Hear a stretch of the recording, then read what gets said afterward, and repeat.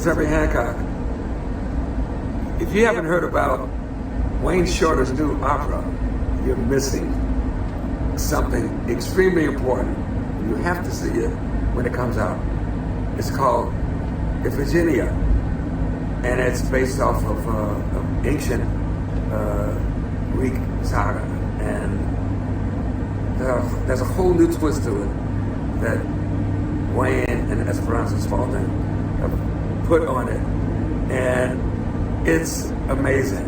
Of course, both Wayne and Esperanza are amazing, so I can't wait to see it. And I'm in a car now, so I'm bouncing around, but you gotta see it, you gotta check it out, you gotta support it. Thank you very much. You can no longer play along with the part you've been prescribed to play.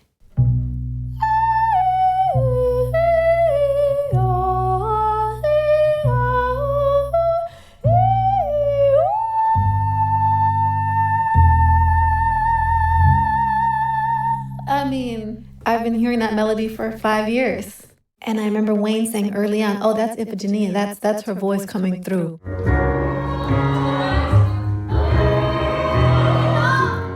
Wayne Shorter is combination muse, guide, mentor, and guru. The theme of Iphigenia really came from Wayne's imagination and Wayne's heart. What I see in this myth is something very universal, which is the struggle between potency, power, and voice of an individual in a context that's more powerful than them. And their melodies, no, no, no, no, no, no, no, no, no, no.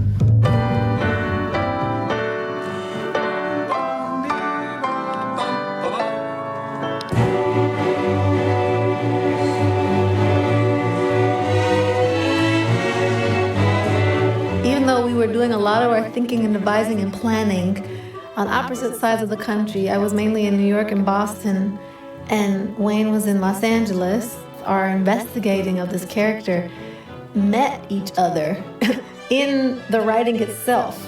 We both were writing too fast for the other to keep up because we were both in this furious, inspired relationship with this myth. Every being involved found another dimension of their creative strategy. It facilitated this kind of eruptive ingenuity. Every aspect of how we're doing this, the story we're telling, the way we're telling it, we're really trying to challenge who writes the reality and who plays out the reality that becomes our everyday and becomes our history, becomes our myth.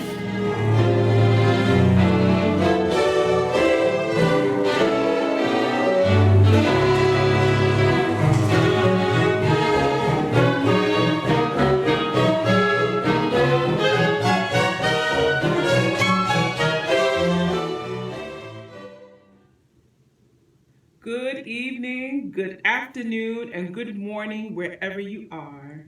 I'm soprano Karen Slack, and I'm so happy to host this virtual fundraising event for Iphigenia, the opera which premieres in November at Arts Emerson in Boston and continues on a North American tour, brings together a constellation of extraordinary artists who have created a work that reframes the narrative of Iphigenia, whose myth, originally interpreted by Euripides, has been told in a traditional manner by men for centuries.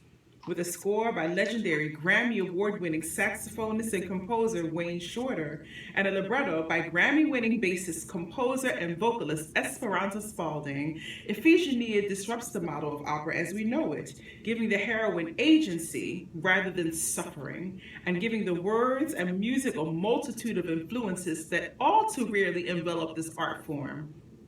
Another luminary shines a light on this work. Pritzker Prize-winning architect Frank Gehry, who created the set designs for this production and whose friendship with Wayne and Esperanza has built a foundation of trust and truth in their collaborative vision, all guided by Obie Award-winning director Liliana Blaine Cruz. We're thrilled to have Wayne, Esperanza, and Frank together to discuss live for the first time in public their unique journey together. And while you're here with us to learn more about the opera from the artist who created it, you're also present because you've already supported the project in some way through your ticket purchase for this event, by donating to the Indiegogo crowdfunding campaign, in the press, or as one of the lead funders of this work. On behalf of my friends on the Iphigenia team, I want to express my gratitude to all of you for making this ambitious undertaking a reality. But our vision for transformation extends beyond the stage. The project's goal is to reach as many communities as possible, especially those for whom a night at the opera might seem too intimidating or too extravagant. Opera needs new audiences to survive, and so your tax deductible gifts tonight will go to support Iphigenia's community engagement initiatives, helping to ensure equity and access to performances through important partnerships, free ticket programs, and programming in all of the cities on tour. Now, let's hear from the creators themselves. I'm honored to introduce the host and moderator of this evening's live conversation and question and answer session, another legend, soprano Renee Fleming, whose continued support of unique artistic collaborations and new works in opera and beyond has also broken barriers. Thanks to everyone again for joining us. And now over to you, Renee. Thank you. Oh my goodness. Thank you so much. And it's such a great pleasure to be here live with three of Iphigenia's creative team members, each an incredible artist in his or her own right. So my own relationship with composer and saxophonist Wayne Shorter goes back to my youth when I was an immense fan of Weather Report. So that started, I got to hear you play, with Herbie Hancock, of course, in Germany when I was a student there, and I just flipped, and I have been your fan ever since. And then I really discovered your genius when I sang the premiere of Aurora with the text by Maya Angelou in 2010. And I was totally intrigued from the moment I heard that you were composing an opera. In fact, I remember saying to you that you should have been writing for all of these different genres years and years ago. We're still going to get this great music now. So for the last several years, you've been working with bassist, vocalist, and composer Esperanza Spalding, who wrote the libretto and sings the title character. And you've teamed up with your dear friend, architect Frank Gehry, who's acting as scenic designer on a bold new operatic retelling of the ancient Greek myth by Euripides, led by director Liliana Blaine Cruz. Iphigenia will finally premiere in November at Arts Emerson in Boston and will tour to 5 different cities this season. So I'm excited to be able to host your first public conversation about the collaboration live here with you tonight. So remember, after our discussion, you'll all have the ability to ask questions to the team through the chat feature on the Better Unite website. So please welcome Wayne Shorter, Esperanza Spalding, and Frank Gehry. Hi, everybody. Yeah, hey, so exciting. Thank you, Renee. Yay. Hey, so Wayne, I'm going to start with you. So you've had a truly global impact on the arc of modern jazz, from your days with Art Blakey and the Jazz Messengers to Miles Davis, Weather Report, of course, and your own quartet. So now you're about to premiere your first opera. When did you first think of this? Well, I first thought about doing an opera when I was about 19. And then when I entered New York University, I had the gall to try to write a sort of like a tone poem for brass instruments. And in my first freshman year, the head of the music department asked me to conduct this piece I wrote. No one has heard it. I didn't really hear it myself. And I got up there on the podium, and I'm supposed to take classes in conducting and all that, all the whole musical foundation, uh, you know, uh, educational as an educator. And I'm waving this baton around, no instructions, and nothing. It put me on the spot. and I'm trying to uh, like 1, 2, 3, 4, do like 1, 2, 3, 4, and this I'm hearing what I wrote for the first time. It's something like this.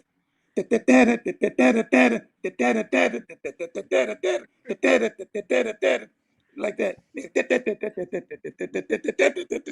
And then I got to a place where there's going to be like a multi time changes. And this is where I got all ran into a brick wall. And here I am, a freshman, starting at NYU, and I'm in the spotlight. And So it's like a I big get train this. I wreck. get this. They had you conduct because nobody else could do it. It was too hard, right? You wrote all these. I can hear it. I can hear all the changing time signatures. I get it. So Wayne, you're so amazing. So why Iphigenia? What about the story captured your imagination, and why ancient Greece for that matter? Well, I started actually writing an opera entitled "The Singing Lesson," and from that point, when I went into the army, I stopped writing, and what I was writing had a premises much like West Side Story, and I heard that uh, West Side Story was being written, and so I just put that away. Did my 2 years in the army, and as time went on, I went back to that first desire to work on an opera, and I just used the singing lesson as a springboard to to to ancient thought. And I was thinking, I heard about Euripides, that it was his last uh, work, dramatic work, and it there was a question as to whether it ended in tragedy or not. And then the other writer, Esperanza, what's his name? The Goethe. German, yeah, he had another idea about how it ended. And I was thinking about a young girl, and all this thought about being sacrificed. And it was his last opera. And I think that Euripides was trying to say something without being executed like like Socrates, taking the poison. Yeah. I think he Yes. presented a puzzle. I listened to Yes. Gluck's version of Iphigenia, and it's very classical. But then what I'm thinking we should try to bring in the whole thing about women's rights and everything in this work. That's the inspiration behind it. I love it. You made it your own, and you made it more relevant and more contemporary, which is such a great idea. So Esperanza, you've had a long friendship also with Wayne, and you've performed together many times. So how did you end up with this collaboration? He's such an amazing mentor. I don't know if you felt that way too all along. I mean, since I first heard the music, Wayne has been my mentor. Just the force radiating from everything that he's offered the world. And the when we were working together in 2013 on this piece called Gaia, I was hanging out with Wayne a lot, trying to understand the story that he was telling in this work, since I was putting text to it. And sometime in that time spending, I learned that he's been wanting to write an opera since he was 19. And then my question was like, well, why hasn't that happened? That should happen. Like, I want to hear that opera. And I just Me started, too. you know what I mean? Yeah, I just started whittling. Oh, and sure. Like, okay, how do we make this happen? And twiddling knobs and turning twists and pulling levers and seeing how we could support Wayne and getting that out in the world. And then along the way, when I was suggesting other writers, he kept saying, "Why don't you write it? and then I got roped into writing it as well. And it's, for me, this is the most magical gift of life, to get to Mm, spend so much time in conversation with and just witness Wayne's way.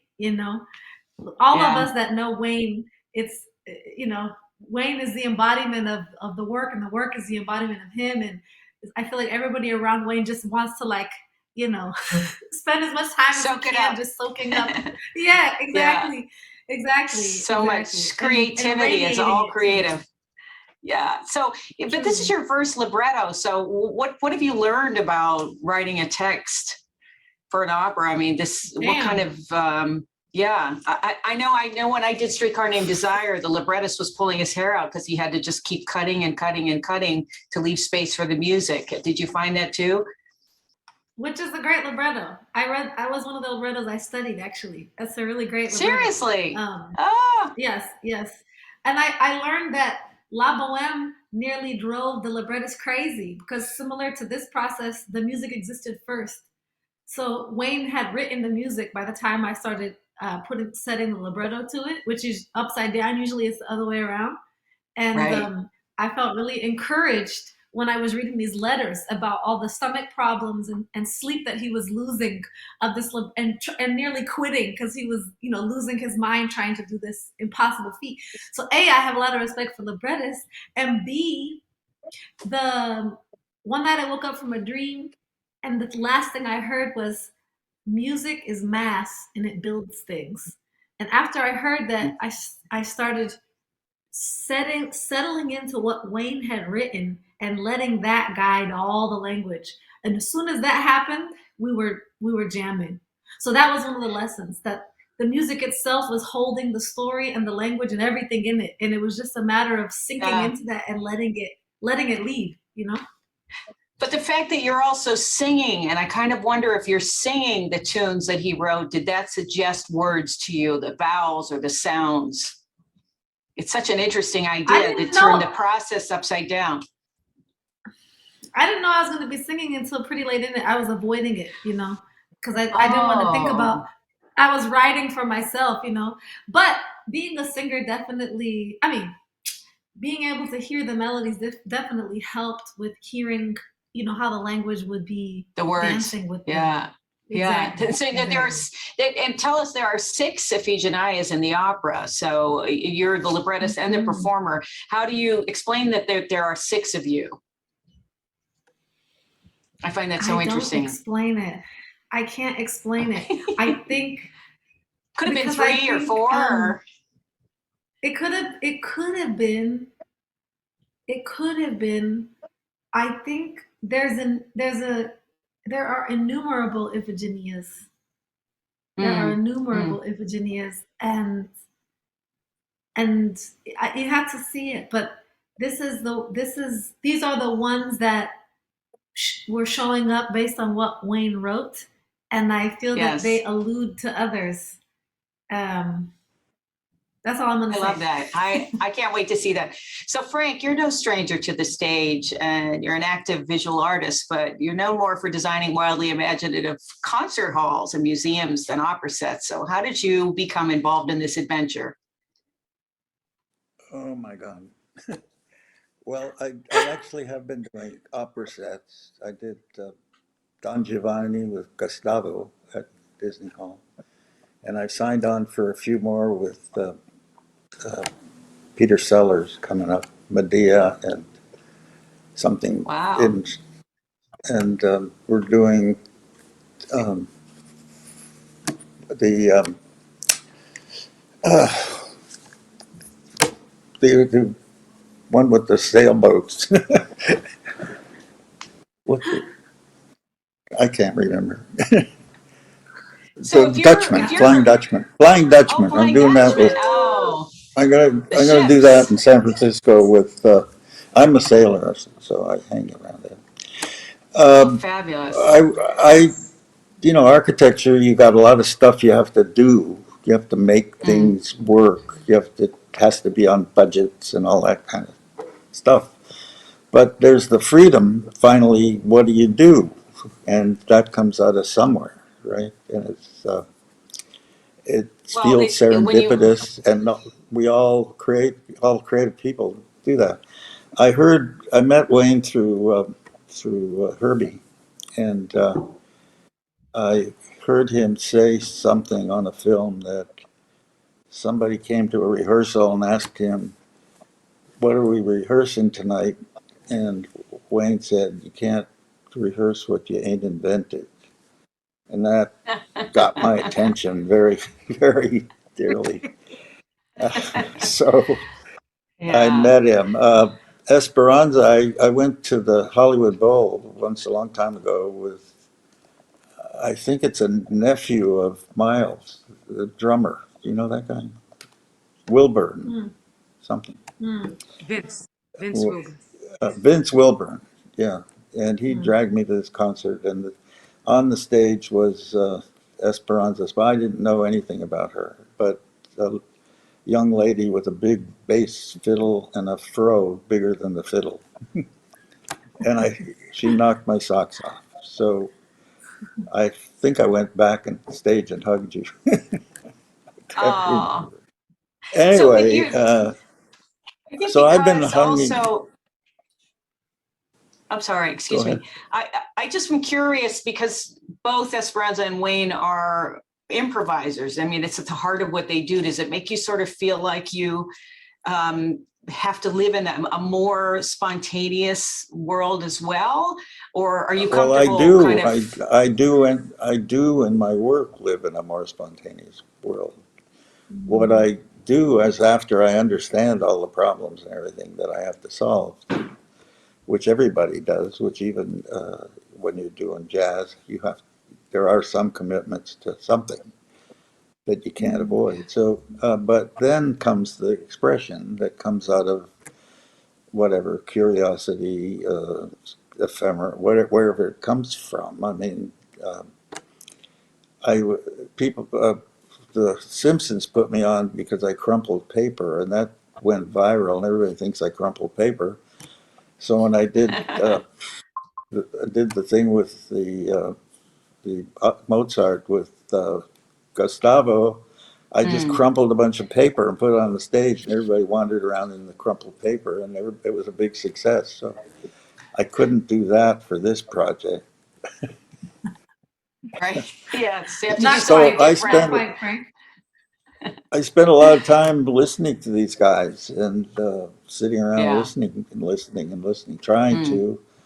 As a sailor, I started out, oh, great, we can do things with sailboats in the first act for this wind, and we tried that for a while. We tried a lot of things, I think. Uh, I tried to listen to the music. I tried to listen to what we're doing and come up with something. So I Mm. think it's a collaboration.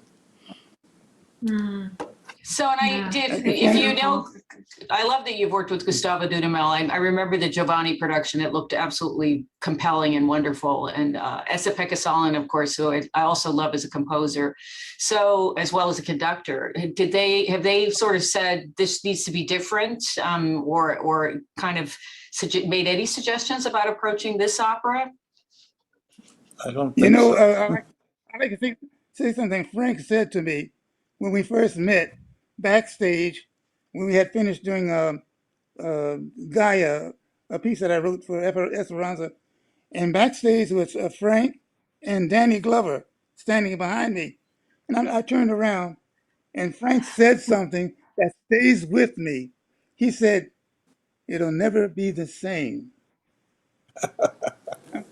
I'm saying, what? What is that? Yeah. So then I go right over to Stephen Hawking when he said, which came first, the chicken or the egg? And he said, Yeah, Hawking said, neither.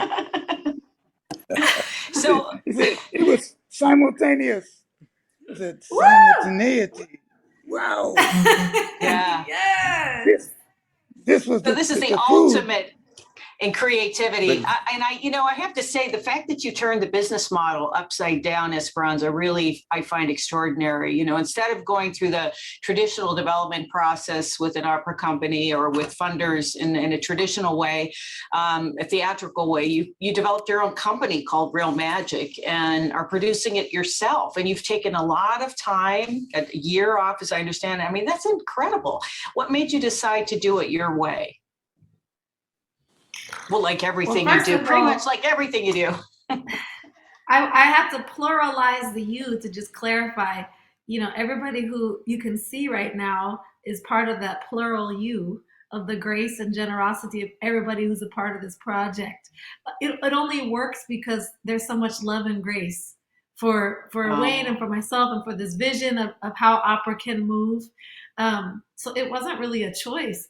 I feel beholden to the expansiveness of Wayne's vision, and at any turn along the way, if it felt like that was getting contorted by any structure or ally or partner, we just said we're gonna go that way, and that way just kept leading us to this path of independent production. But I have to say, like I said, it only works because of how it's being carried and buoyed by all of the allies, our presenting partners, Frank, Wayne's patience and grace, Jeff Tang, who you don't see in the room right now, the co-founder of Real Magic. There's so many beings, like it's uncanny, and that's how we got here. It really is like a community project, because it was created through the generosity of this community that's now constellated around the opera. Right. Well, I was so excited to observe an early workshop at the Kennedy Center. I just happened to be there that week and got to sit in. And they're one of the co-commissioners as well, which is so great. And it was during the opening festival of the Reach in 2019. And I remember I knew some of these young singers that were improvising and experimenting, and you were just leading them to kind of find their own creativity. First of all, I was a little jealous because I thought, when I wanted that experience, where was that? That would have been so exciting. And it was open and exploratory. So how can you talk a little bit about your creative process and what was going on then and how it finally then came together? And these are really gifted singers, but I'm sure they were nervous. Super gifted. I mean, Wayne always says jazz means I dare you. I've heard you say that so many times, Wayne. Jazz means I dare you. And there were moments in the music that were asking for improvisation, in an environment that you could learn, harmonically. And what I think emerged was when there was love and safety surrounding the dare, these opera singers were willing to explore that capacity, which everyone has. We're improvising all day. We're improvising right now. And it was so fun to watch them like discover this. It's like you discover you have wings, or like, oh, I have an anti-gravity device I never was using.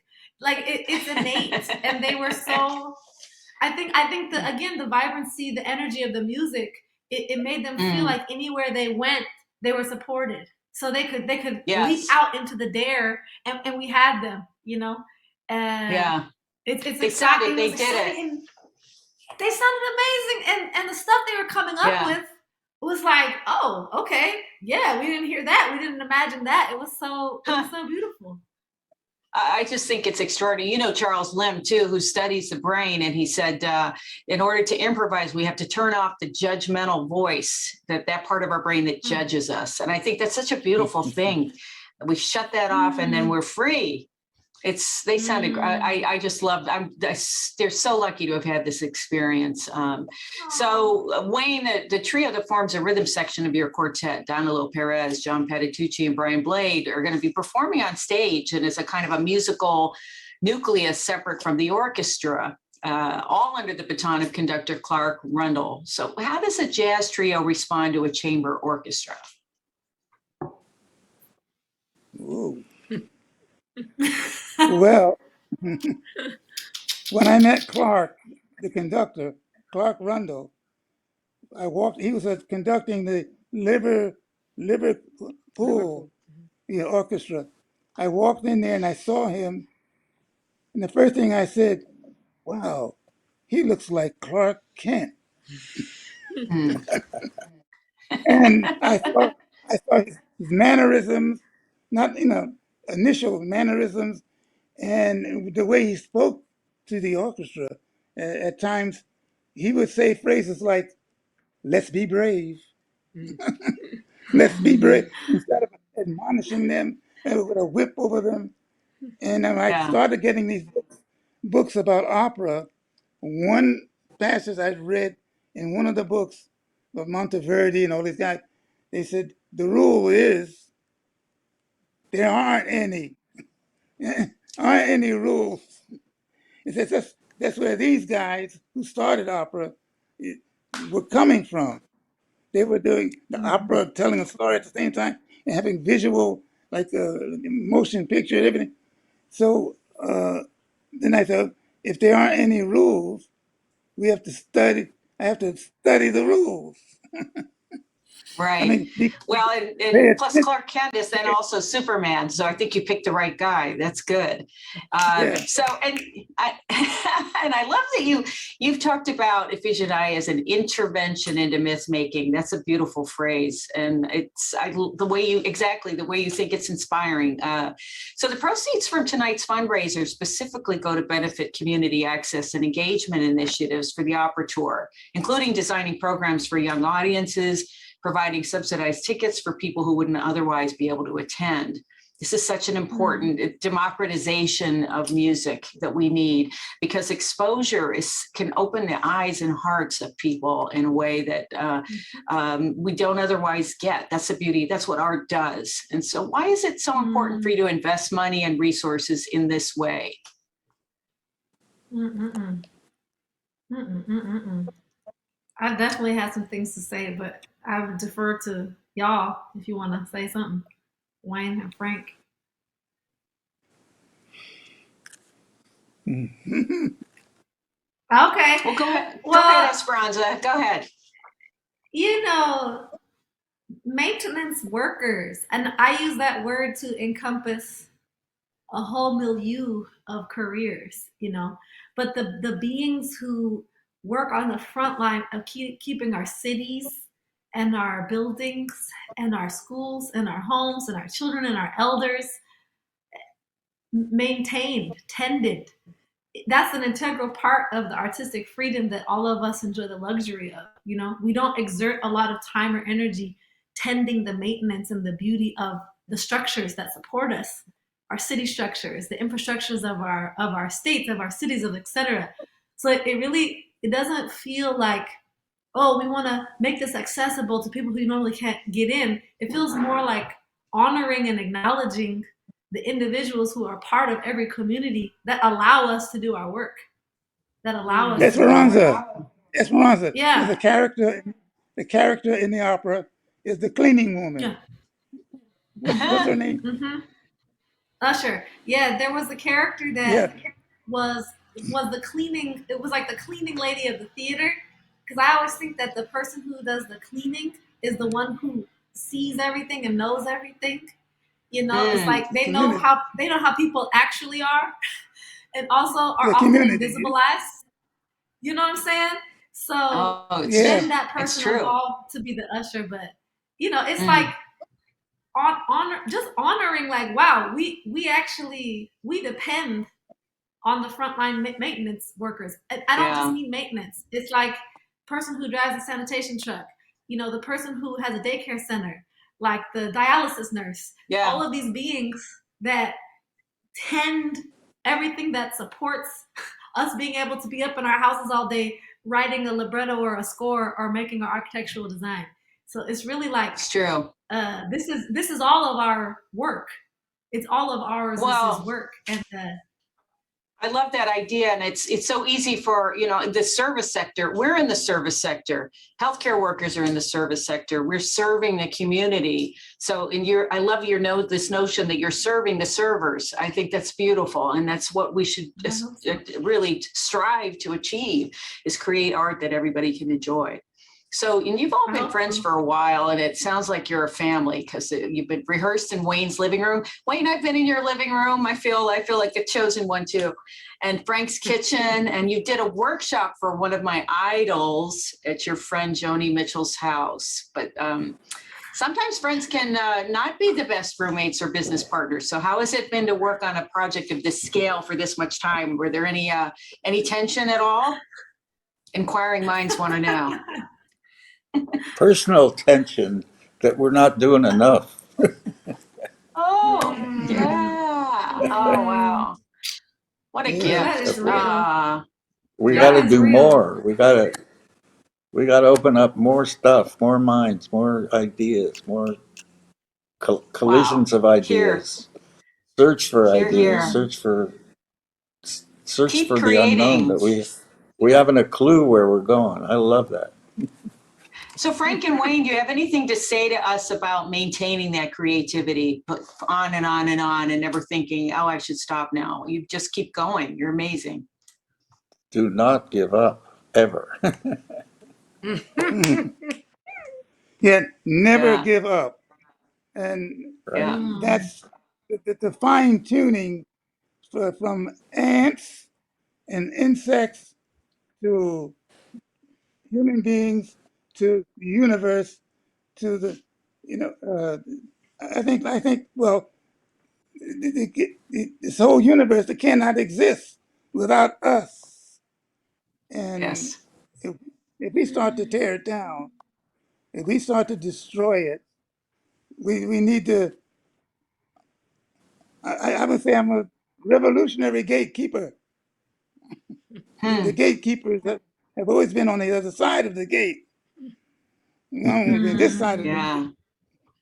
Mm. So Mm. Revolutionary we need, gatekeeper. yeah, we need uh,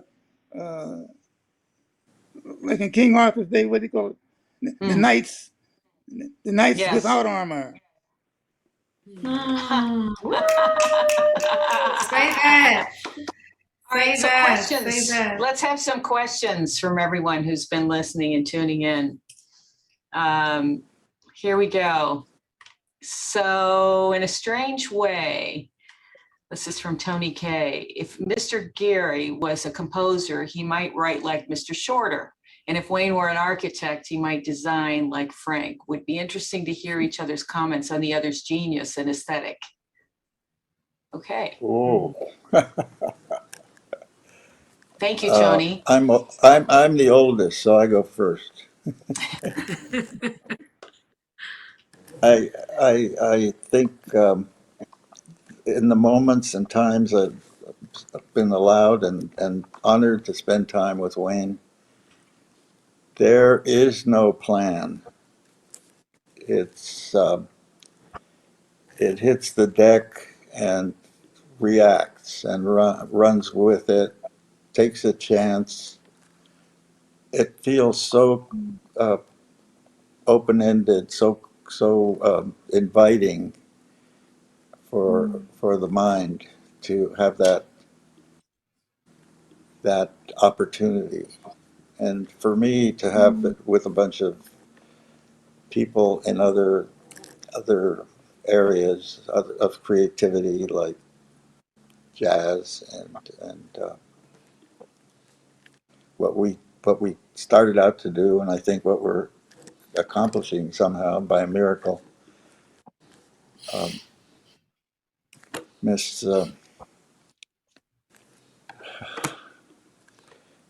you did it, Life Force. Miss Life Yeah. Mm. Force, you held it together. You pulled us Yay. back from the brink a few times.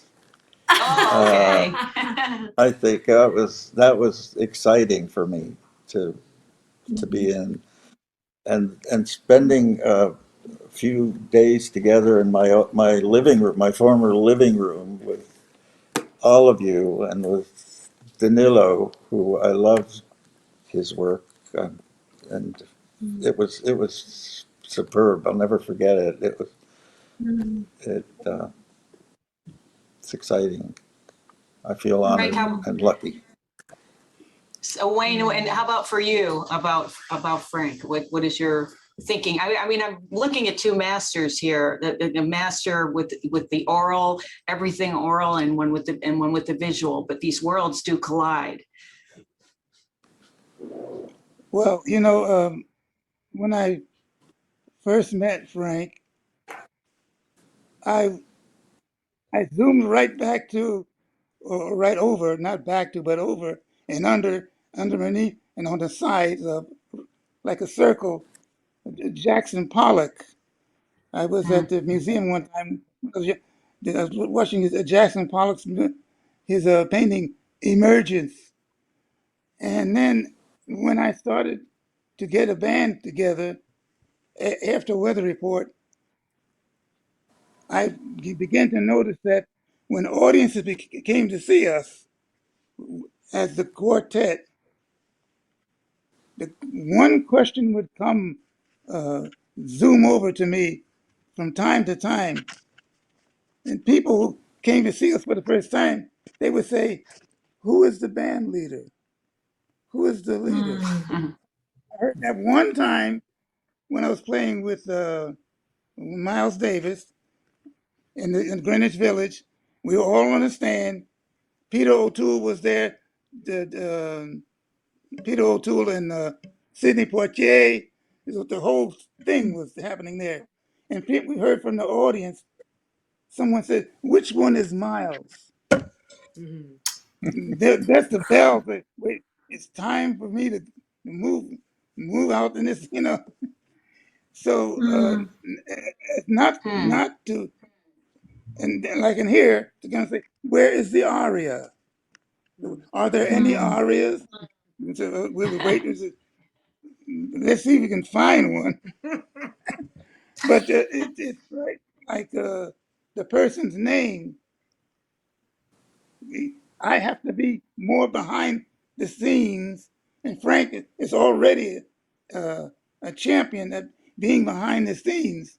Because when you see his works in Paris, or if you had the money to get there, and mm. it's this building, it's really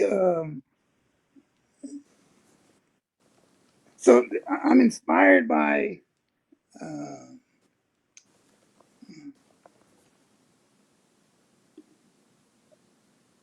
a definition of faith too.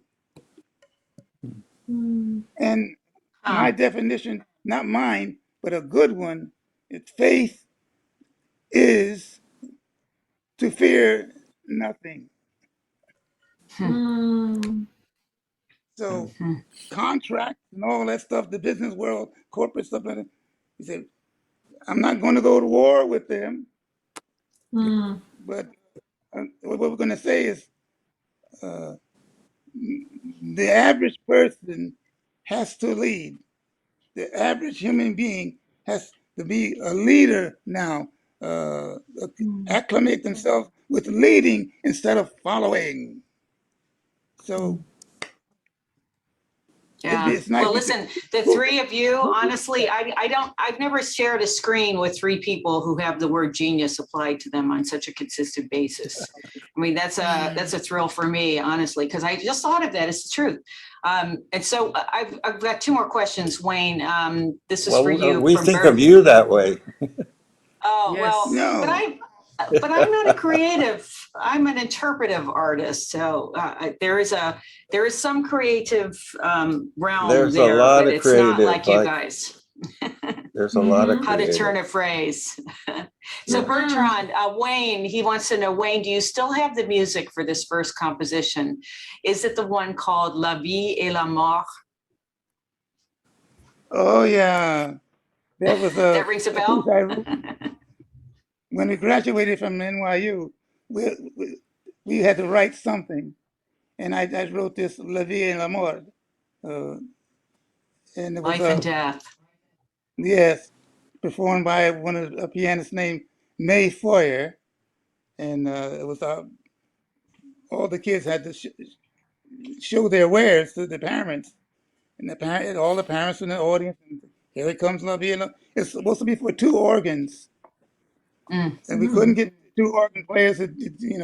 but May did it by herself on one piano. And it's very, Wow. very not complex, but it was something about uh,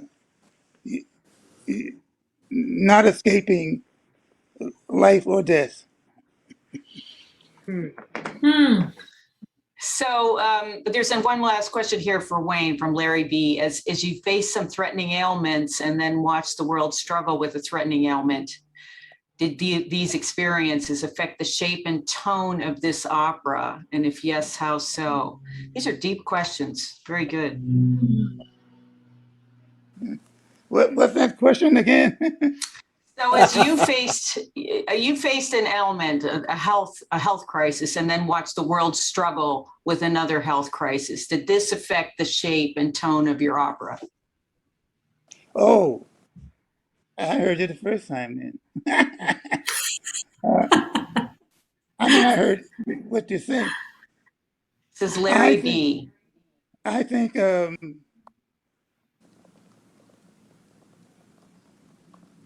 that the health crisis came into being because of people's desire. Some people, not what people did, what people do uh, negatively. I think the health crisis comes about when you're trying to do something positive. The health crisis wants to tear it down. Mm, You see, the negative of the health negativity is afraid it will be blown into existence if you do something positive. And there's not enough positive stuff going on. So the pandemic, they think they're ahead. These viruses, they think yeah. they think they're ahead, but they're not. So it's supposed to discourage me from wanting to do anything either. Mm, right. But so when I'm And it saying, didn't. bring Isn't there it on, isn't there an bring it old on. song about stay with the positive, eliminate the negative? Is that from Right. don't mess way with back Mr. In somewhere? Between. In between. Mr. In Between, right? That's Don't mess life with force is the Mr. In Between, baby. Yeah. Okay. So I Hi. have Don't mess. we're gonna move on, I think, and we're gonna throw to Karen, but I just have one other thing to say. So Esperanza, you have a live recording with Fred Hirsch that I just listened to with my jaw on the floor because the virtuosity in your throat and to understand that it's improvised and that it's spontaneous with perfect pitch and perfect alignment and the range that we would all dream of. Is this because this is a singer to singer question? Is this because you have sung everything you've improvised as a bass player or as a musician? Where did you get this facility? Oh my gosh, I'm so flattered, ma'am. Thank you. Thank you for listening to that. Um, Oh, I it's think, incredible.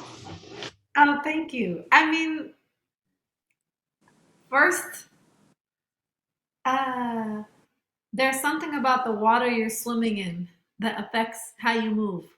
And I want to say Mm. that playing with Fred, there's this feeling that any gesture I make, he'll be the current underneath it. Making it make sense and work. And he can feel that I'm listening to him so much that anything he hears or tries or throws, I'm also gonna be with him. So something really special happens when we play together. I just want to name that. And I've Yes. studied a lot of Wayne. I confess, I've sung a lot of saxophone players into my life. Like I really identify with the instrument of the saxophone, and I love to transcribe solos Mm. and try to move in harmony with the kind of verticality, I guess, that Mm. saxophonists would do. Can't say I always Mm. succeed, but I definitely have spent a lot of time, um, feeling that voice in my voice. I guess I could say. Well, I can't wait. I think everybody's excited about hearing this. And Wayne, you know how much I love your music. It's just, it floats. It literally floats. It carries me to another altered place. And I'm very excited to see and hear this. So thank you so much. And I'm going to throw to Karen now and Toy Toy Toy for the first iteration of this beautiful Thank you. Iphigenia. Okay, Thank bye you, bye. Renee. Bless you. Yay. Thank you, Renee. Now for some music. Esperanza Spalding and her longtime friend and collaborator, pianist Leo Genovese, perform a set inspired by the music of Iphigenia at Clements Place, the Rutgers Institute of Jazz's club in downtown Newark. The set takes its inspiration from Wayne's music, including Gaia, another collaboration with Esperanza, as well as musical themes from the opera, which express Iphigenia's bravery and boldness, a stark departure from the time worn tragic heroines usually experienced in the operatic canon. I should know. I sing a lot of those roles. To introduce the set, we'll go to Newark, New Jersey, and Wayne Winborn at Rutgers University. But first, let's enjoy a sneak peek of the documentary in the making about Iphigenia, directed by filmmaker Daryl Oluke.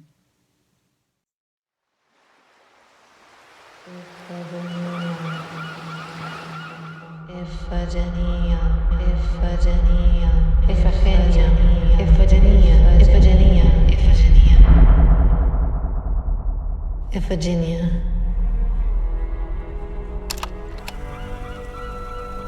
Wayne always says, "I'll see you in the movie of your life." Written, directed by, and starring you. Wayne Shorter's spirit, genius, mind, vision is really the guiding light of this entire project. We've all discovered what it means to collectively write the movie of this life, the opera. The word is opera, but like Wayne said, it's gonna speak for itself.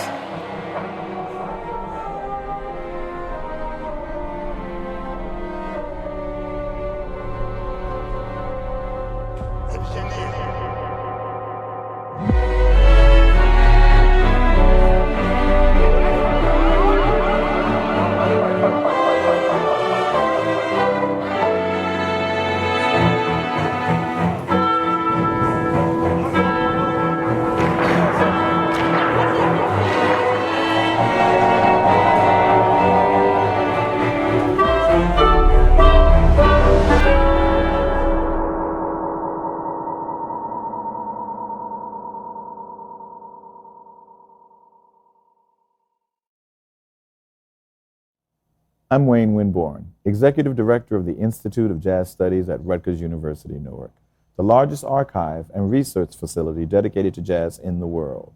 And tonight, we're thrilled to host one of the more important artists working today, Esperanza Spalding.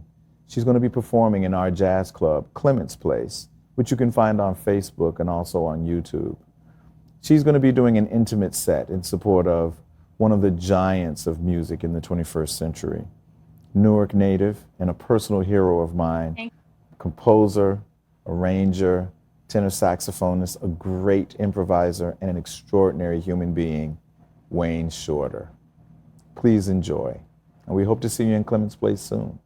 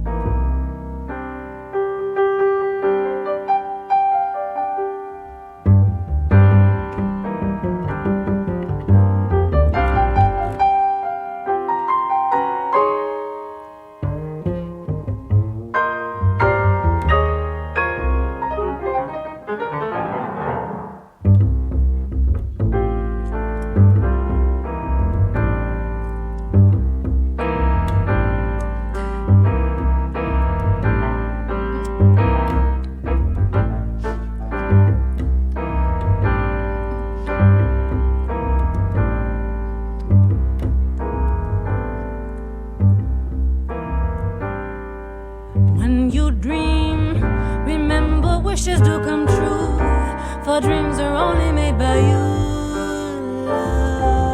Love can turn to tears, and tears fall from the sky, turning what would die into rivers that we sail out to sea.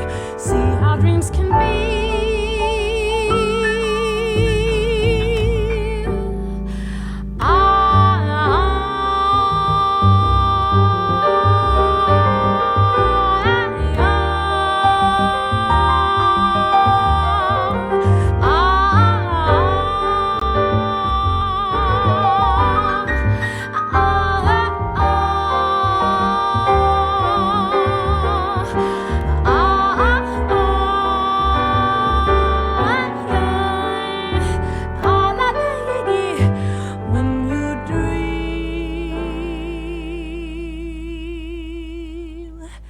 When you dream,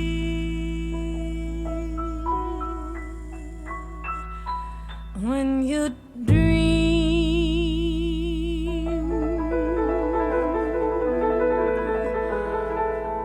when you dream,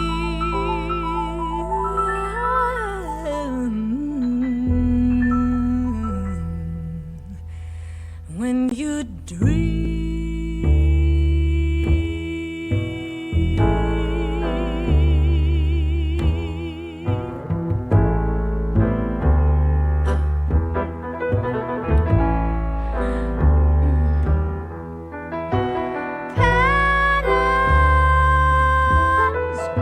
Of fruited empires in fall as in time, worlds bear the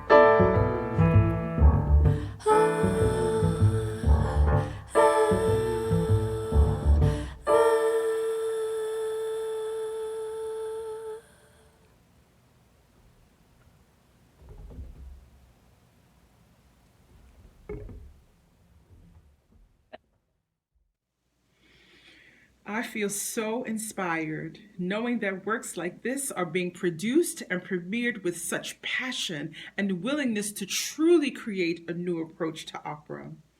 You can make it possible for students, educators, and your community to experience this opera for free and to light a spark in the young folks who will receive in school programs connecting them with the power of poetry and music. Donations can be made on the event page in any amount, or you can visit www.iphigenia.live to make a gift through the website. I hope you'll join this out of this world group of artists at one of the upcoming performances. You can find more details on the tour dates at iphigenia.live. Thank you for tuning into this incredible evening of music and conversation. On behalf of Wayne, Esperanza, Frank, Renee, and all of the incredible artists and company members working on this brave new opera, thank you for your support of Iphigenia. Yeah.